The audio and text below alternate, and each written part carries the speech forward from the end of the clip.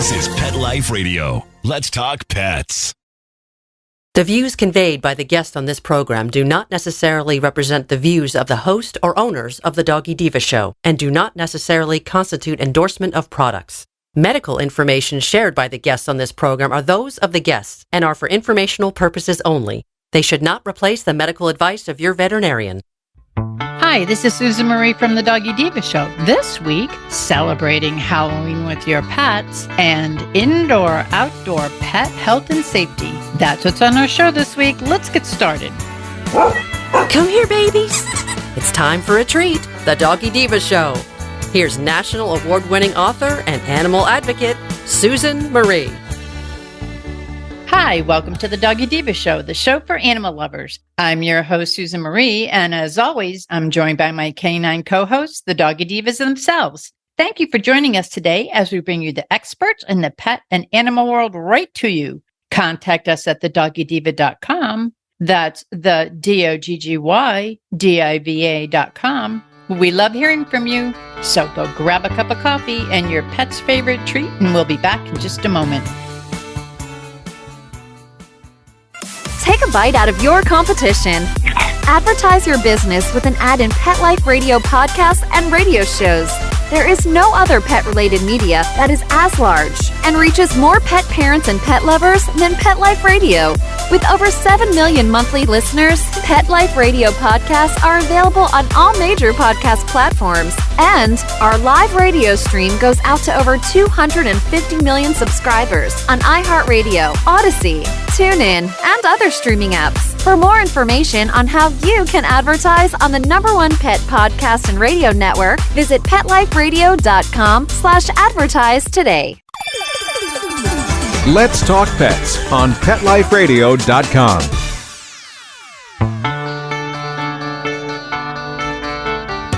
Welcome back, everyone, to the Doggy Diva Show. Monica Leighton, president of Professional Pet Sitting, is here with us with our pet tip of the week. And Monica, it's coming up, one of my favorite holidays, because I love to dress my pets up, the ones that like to dress up. But there's so much that goes into it. We want to make sure that they're safe. We want to make sure they're comfortable. We want to make sure that it's a healthy I take mine trick-or-treating. And if you do things like that, and we go to the little Halloween parties around, because as you know, we're in a very pet-friendly area where we do a lot of stuff together. So for those people that have their pets and they want to celebrate Halloween safely, do you have some helpful tips for us? I do.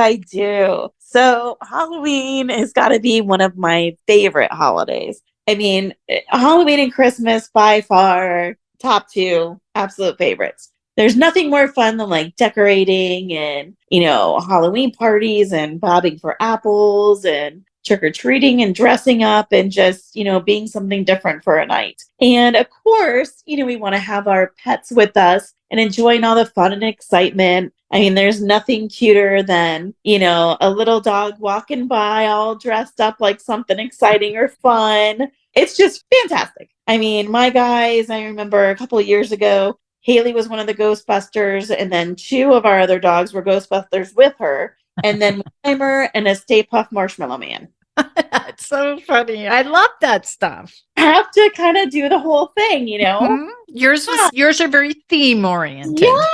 Yes. And the little white poodle made the best Stay Puft Marshmallow Man. She was a hefty girl, between her natural physique and the puffy outfit, she pulled it off great. And, but I have to say the Proton Pack, the little cords on the Proton Packs to the wand, they could cause some problem. But I always tell people, I'm like, if you're putting costumes on, try them on before you go out. Because had we not done that, we notice, this could be a tripping hazard or, this piece of the costume is a little loose. So you definitely want to try things on. Make sure your pet can walk. If you have one of those dogs that you put something on her and they automatically freeze, like they're, frozen and refuse to move a muscle, then they might be one that prefers to go au naturel to the events. I have one nudist. I have Coco. Coco's a nudist. She goes totally au natural. I might be able to get a bandana on her if she's in the mood. But my others, they love to dress up. But yeah, we have one that's like that too. Making sure that they're comfortable is the main key, because you do not want to, distract yourself from the trick-or-treating and candy goodness to stop every 2 minutes and try to buckle a costume back up, or God forbid, they trip over something and get hurt, cause an issue.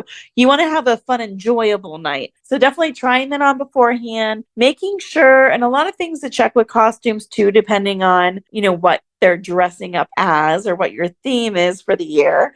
But, making sure the neck area, the underarms, under the legs, those are all areas that can get snug for certain breeds. A lot of the costumes are kind of like a one size fits all up to a certain weight size. But, you can have some breeds, like my little pug, or, Frenchies sometimes they have the little broader chest. Or just, different breeds have different kind of builds. Mm-hmm. So something that, may fit a dog of the same size just fine, in the neck and underarm area may not work for certain breeds of the same height and weight. So definitely checking all that. Again, making sure there's no tripping hazards. Also, things kind of move when they walk, just like us, you're walking around and, the pants can rub, or, things can kind of move sideways and slide. So making sure that there's nothing that, if the costume is kind of moving and adjusting when they're walking, nothing that's going to irritate the skin,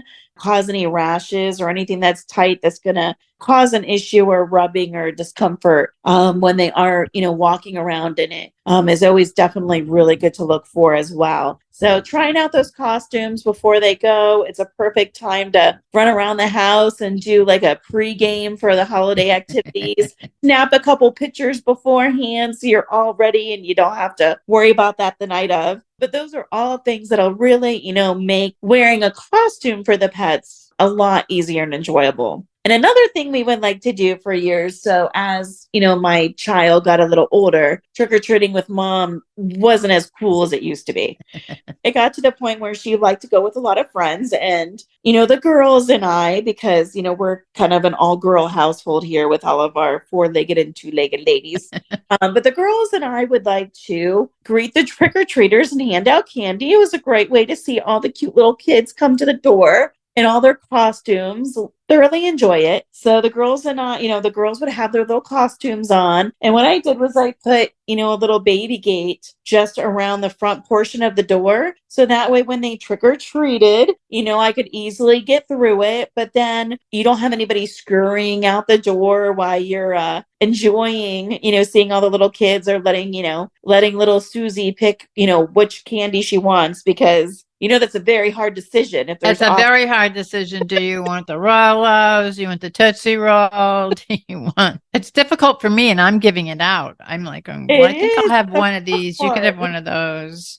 And then, of course, if you have a party animal in your house who wants to make the mad dash to go, good, she's distracted, I'm out of here. And then they go running by you out the door. Absolutely. So, yeah, that's why I always like, the little baby gate there. That way there's the little extra protection. But, something in general just to kind of, blockade and make sure that no kitties and no doggies are kind of like making the mad dash to see what kind of treats they can get out in their adventures. And again, if you are trick-or-treating and going out, not only checking the fit of the costumes and making sure that the comfortable portion is covered, but also remember your safety portion. I always tell, people be cautious. It does get dark, something reflective, carry a little light on your leash. If you use a retractable lead, your pet has the ability to get, a ways ahead of you. And even though you may be carrying something, they may not always see your pet who's a distance in front of you if you're using that kind of leash. So, having something on the pet that's reflective. Pets are low to the ground. You got to think if somebody's driving, their eyes see people height a lot quicker than they do a small animal on the road. Usually it's right till they're, pretty close on to it that they're easily. So, being very cautious in regards to, being out there at night and having, the pet be visible. Yeah. Another thing, of course, is after we go out and get all of our goodies, it's making sure that our pets are not getting into them. Things like the things that are good for us are bad for them. Exactly. So, being cautious with the Raisinets. I think they have those like chunky bars that have like the raisins and the nuts in them. Always being cautious, grapes and raisins are toxic to pets. Nothing with macadamia nuts, any candies like that. And of course, our chocolates. Chocolates, and a lot of people don't understand because dark chocolate is typically healthier than a milk chocolate when it comes to people. For pets, it's the actual opposite. Dark chocolate has more cocoa, which is toxic to pets. So the higher strength of that in the dark chocolate can actually be more of a toxin for our pets. So definitely being careful about the chocolate. ASPCA has an app that you can download that has a pet poison component to that app. And in there, they actually have a chocolate guide in there. So you can actually type in your pet's weight. And if your pet does get into chocolate, like how much they consumed, and they'll tell you what symptoms to look for as far as toxicity. So it's a nice like little calculator function for chocolate. And, they have information on there on other, toxins as well. But the ASPCA app was the only one that I've seen so far that actually had that little chocolate calculator. I mean, I'm assuming because people have gotten a whole lot of chocolate intoxication calls over the year. So they felt that they needed a chocolate calculator. I mean, sometimes I feel like I need a chocolate calculator. I was just going to say I need a chocolate calculator. But definitely making sure that the things that our pets should not be eating are kept away. They're not getting into any of that. Will make the day a lot more enjoyable.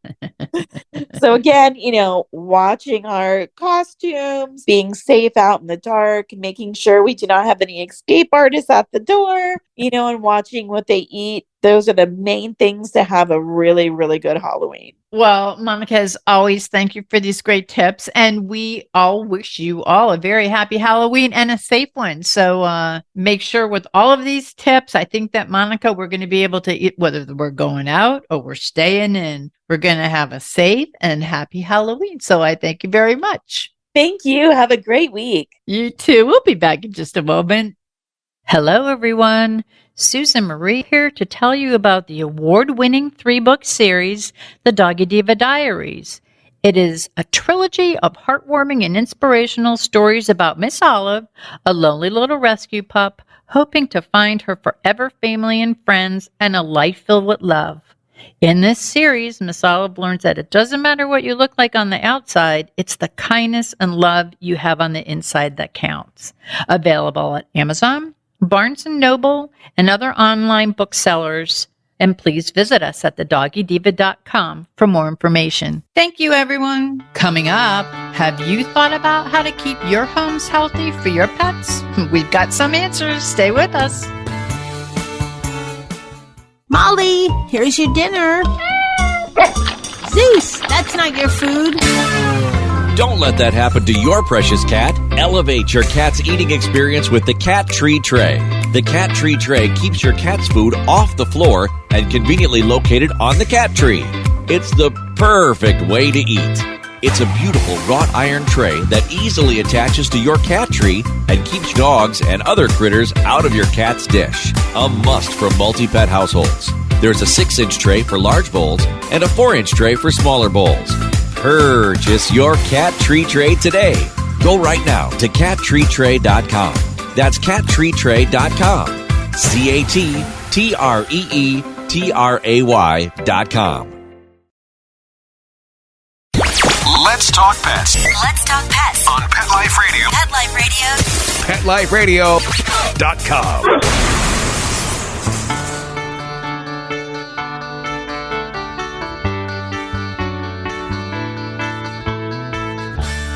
Welcome back, everyone, to the Doggy Diva Show. Although it may not be something we consciously think about every day, taking steps to keep our homes and yards healthy and safe for our pets is so very important. And with us today to share some valuable and helpful tips on what she does as a very caring pet parent to keep her home and yard healthy for her 3 pups is Colleen Gray. Hey, Colleen, welcome back. Hello. Thank you for having me. It's wonderful to be here. So happy to have you here. And you and I talk about this all the time. We go back and forth with ideas or suggestions because, we're both kind of green that way. And we've talked about this. We share ideas. And I have to tell you, it can become overwhelming. So can you share some of your thoughts with the listeners on keeping our homes healthy and yards healthy for our pets? Yes, absolutely. Happy to share some ideas. So we could talk for hours, probably days about we have. We research things and share tips and ideas about ways to keep our homes and yards safe for our pets. But today, I've kind of highlighted 7 easy things that we can do to get started. So the 7 quick topics we're going to touch on. The first is using safe cleaning products. The second is indoor-outdoor plant safety. The third is pet bowls and fresh water. The fourth is vacuuming frequently. The fifth is washing and kind of taking care of your pet's bed. The sixth is yard greenness and cleanliness. And the 7th is having a pet first aid kit on hand. Those are really important tips. Can you tell us about the importance of using safe cleaning products and give us a couple of recommendations? Yes, I'd be happy to. So most brand name all-purpose cleaners, bleach, dish soaps contain hazardous materials. They can cause respiratory problems, damage the nervous system, cause diarrhea, dizziness, kidney and liver damage, as well as cancer. Safe, effective alternatives are close at hand, and most are available at your local grocery store, and others may be found only in health food or specialty stores. But you can actually make your own cleaning products that are safe and keep your home sparkly clean. So I'm going to share some kind of key ingredients that you can pick up. Most of these are available, again, at the grocery store or in your local health food store. And you can Google recipes on how to make the specific cleaning solutions. But the 4 main ingredients that are very, very effective in natural cleaning supplies are, the first is white vinegar, which is used in many formulations to clean and disinfect. The second is baking soda. It can be mixed with water and used to scour tubs and sinks. It can also be sprinkled over carpets to remove odors. The third is borax, which is great for strengthening cleaning power and freshening your carpet. And the fourth is washing soda and mild soap flakes, which can be combined to make your own laundry powder. So if, as I mentioned, if you don't have the time to create your own home cleaning products, there are several companies now offering environmentally friendly, non-toxic pre-made cleaning products. Your local health food store, like here in San Diego, we have Sprouts and Trader Joe's, have items like Seventh Generation, eCover, Lifetree, and Naturally Yours. So you can check your local health food store. And again, as I mentioned, several of these are available even in your local grocery store. That's awesome. Now, how important is awareness in preventing potential health issues for those of us who have indoor and outdoor plants? Yes, so prevention is the best approach. So it's good to be organized, well-informed, and ready to respond to emergencies. But preventing them in the first place is the best approach. So study the plants in your house and in your yard so you know which are potentially dangerous. It's really surprising how many common plants that we see every single day that are really, really dangerous to our pets. We'll go through a list of particularly hazardous plants, but with your houseplants, move your toxic houseplants out of your dog's reach. If a plant is irresistible to your dog, use a pet gate or other obstacle from reaching it. If that doesn't work, consider rehoming the plant. And that really goes for indoor and outdoor plants.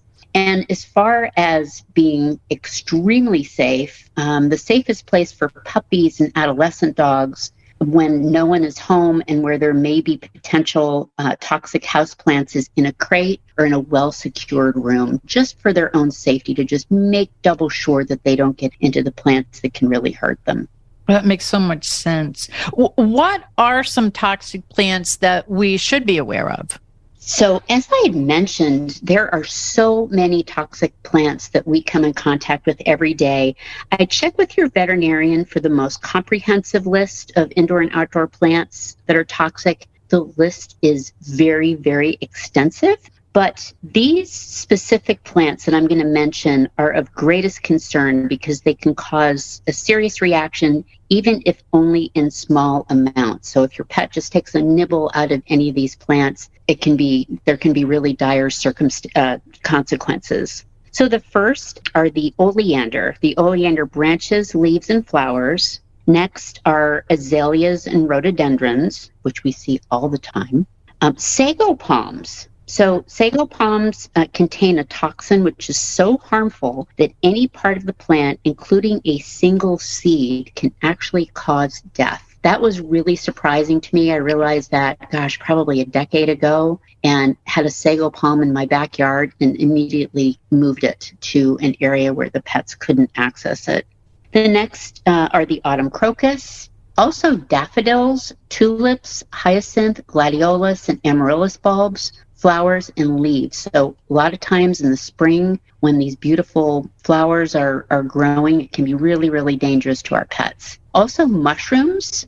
Mushrooms are a seasonal problem in some areas, and while most of the world's 10,000 mushroom species are harmless to dogs, some wild mushrooms can be fatal even in small amounts. So be really, really careful with mushrooms. Also holly leaves, lily of the valley, elephant ear, golden pothos, English ivy, philodendron. I have so many philodendron.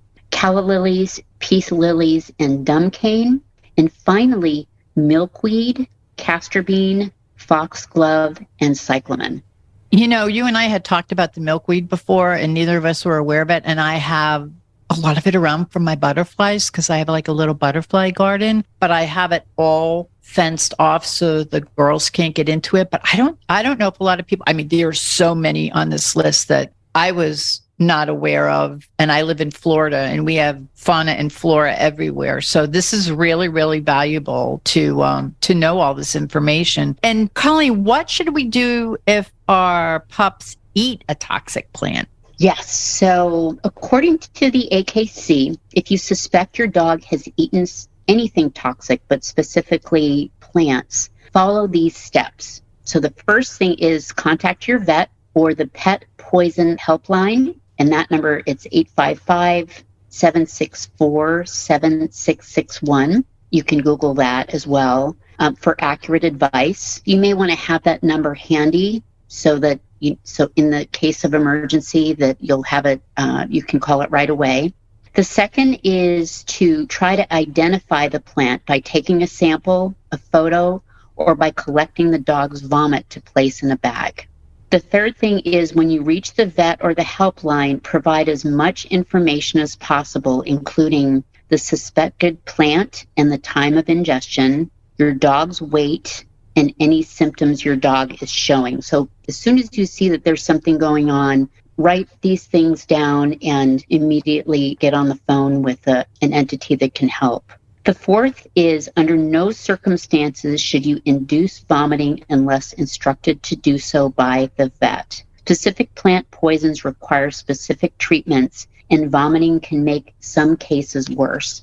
That was really surprising to me because I always think of inducing vomiting as a first thing that you should do, but that was very important to know. And also, don't fall for the myth that dogs instinctively avoid dangerous plants. So while it's sometimes true of animals in the wild, dogs have no ability to distinguish between safe and unsafe plants. So it's up to us to keep them safe.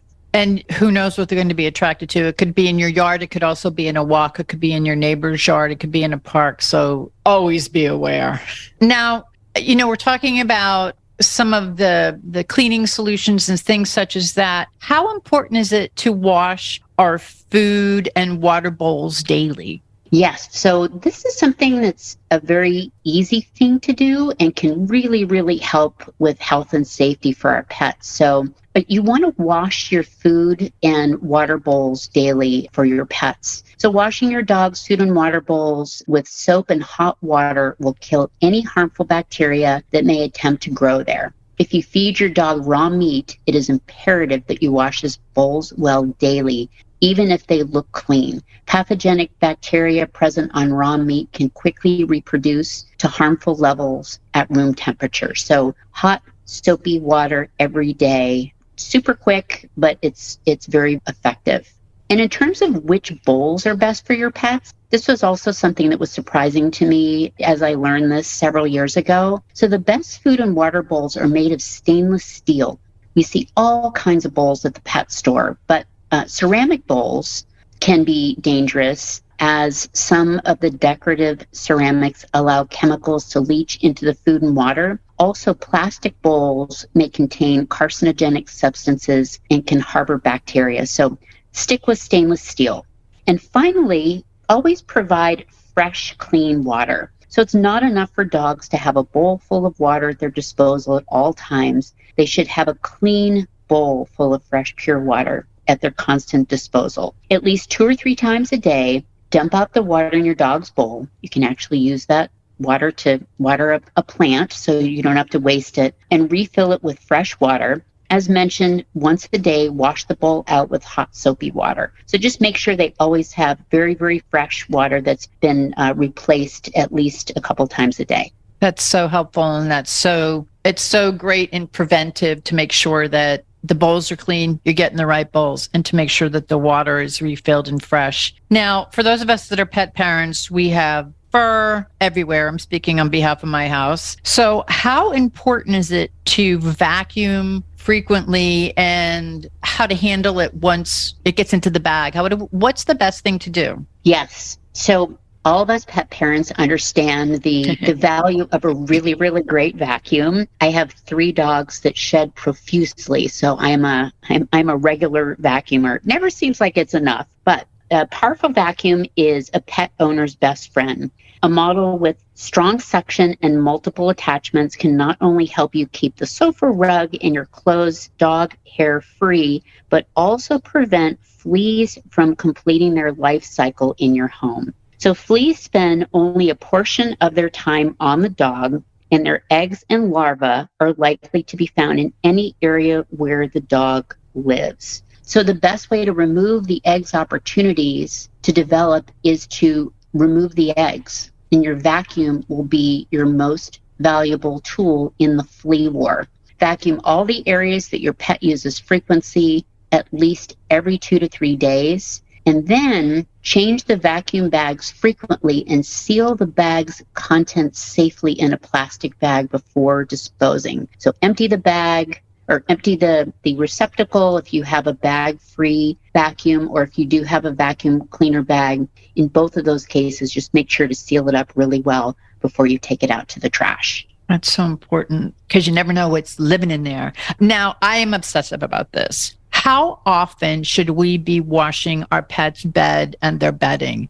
The short answer is wash their bedding as frequently as possible. And this kind of goes back to the flea situation and just kind of keeping everything generally clean and flea-free. So flea eggs and developing flea larvae cannot survive getting wet. We can presume that any dog who has fleas will have flea eggs in his bed, since fleas usually lay their eggs off the dog. So if fleas are a problem in your neck of the woods, and it really, even seasonally, they are typically in most areas of the United States, wash their bedding as frequently as possible. It's not necessary to use bleach or insecticidal or detergent soaps, all of which can irritate the dog's skin. Plain water will kill the eggs and larvae. And if you can't wash the dog's entire bed, at least wash the floor underneath and the bed as often as you can. Purchase several covers or sheets or towels for the bed and rotate them in and out of the wash. I have probably 20 little blankets that I kind of rotate through all of my dog beds. And like you, I'm a bit obsessive about keeping those clean. So the blankets or the towels or the sheets that you have over them, and then also cleaning under them is super important. And then wash the actual bed as often as you can as well. It was funny when you came to visit me recently. Colleen lives in San Diego. I live in Florida. I took you into the laundry room. It looked like a store. It looked like a warehouse for beds. I have so many beds, so many blankets, so many little extra cushions. It's like I am obsessive about it. So I'm so glad you shared that with the listeners because it's so important. And you and I also talk about our outdoor yards because our pets spend a lot of time outdoors. We are very blessed to be in areas that it's warm and it's pleasant a lot. And we're also very green in the way we take care of our yards. So can you share some of the important key points in keeping our yards green and the importance of it? Absolutely. So couple of things that I wanted to touch on. The first is don't use pesticides in your yard ever. That's kind of a rule of thumb. So these chemicals can cause every sort of illness known to man and dog, and there are plenty of safe organic compounds that can help you control pests and keep your lawn and garden healthy without pesticides. So, consult your local garden center, a trusted professional, and just make sure to not use pesticides and use safe natural alternatives. There's so many of them on the market right now. And then the other item is yard cleanliness. So in short, pick up pet waste daily. So solid pet waste attracts flies and can spread tapeworms, hookworms, and roundworms. Ideally, pick up your dog's feces daily. This keeps your yard clean, prevents worms, and delays for emergency shoe cleaning. I actually used to do kind of a run through in my yard every couple of days. And over the years, I have just realized immediately we shoot to pick up everything. So as soon as it hits the ground, it's in we have a little receptacle that we take out weekly. But we found that just staying on top of it really keeps the yard nice and clean and safe for the dogs. Absolutely. That's so important. And, we never want to think about this, but we do need this, a first aid kit for our pets. Can you share some tips on what we need in our pets' first aid kits? Yes. So as you plan and prepare your dog's daily meals and training, advanced planning and preparation for the unthinkable accident may help save your dog's life during the critical time between the beginning of the emergency and access to veterinary care. The time to plan is before your dog is involved in an accident. So if you can start working on this even today, that can really make a difference. So here are some items. I have 12 items that you can use to gather up and to have a good, effective first aid kit. So the first is medical documentation. So your dog's license, vaccination records, medical records, veterinarian contact information, along with our own contact information can help in an emergency, especially when the details are up to date and in one place. That makes a lot of sense. I try to keep mine in a binder and actually even condense down in a smaller version would even be more helpful. So that first item is your pet's medical documentation. The second item, towels and blankets. The third are bandages. The fourth are tools. The fifth is hydrogen peroxide. The sixth is a cleanser. Seventh is antibiotic ointment. Eighth is striptic powder. 9 is bottled water. The 10th item is pet wipes. The 11th item is cold packs. And the 12th item is a first aid guide. There are also some really good options for ready-made first aid kits on Chewy, Amazon, and other pet-related websites. So again, it's something maybe you should review with your veterinarian, the specific types of things that you should have in your first aid kit in case your pet has special needs. But this is just kind of an overall, the items that you can have just sort of generally to have a safe, effective first aid kit in your home and ready to go. This is great information. Now, before we go, I can't even think we've covered so much, and I think this is so helpful for pet parents. Is there anything else that you can think of that we might not have covered for the pet parents out there to keep their homes healthy and safe for their pets?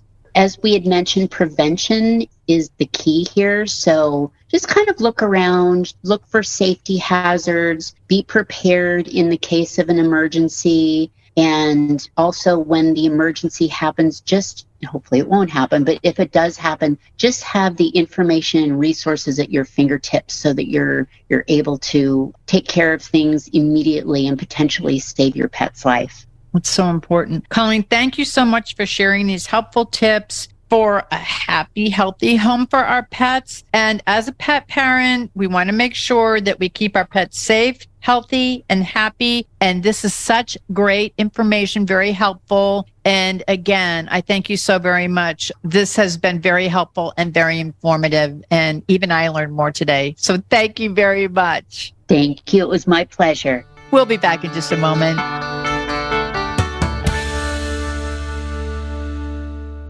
Pet Life Radio, the #1 pet radio network on the planet, joins forces with iHeartRadio to put the power of your pets in your pocket. Awesome! Download the iHeartRadio app and rock Pet Life Radio on your phone, on your tablet, on your Xbox, in your car. Pet talk, pet tunes, and fun pet times.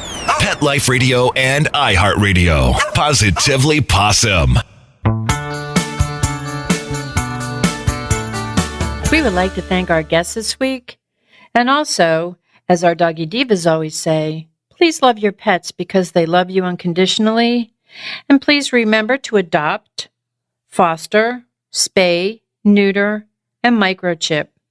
And as always, please have a great Diva week, everyone. Thank you for joining us for this episode of the Doggy Diva Show.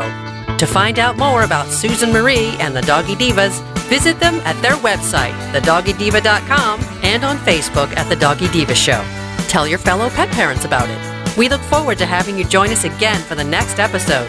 See you soon. Let's Talk Pets, every week on demand, only on PetLifeRadio.com.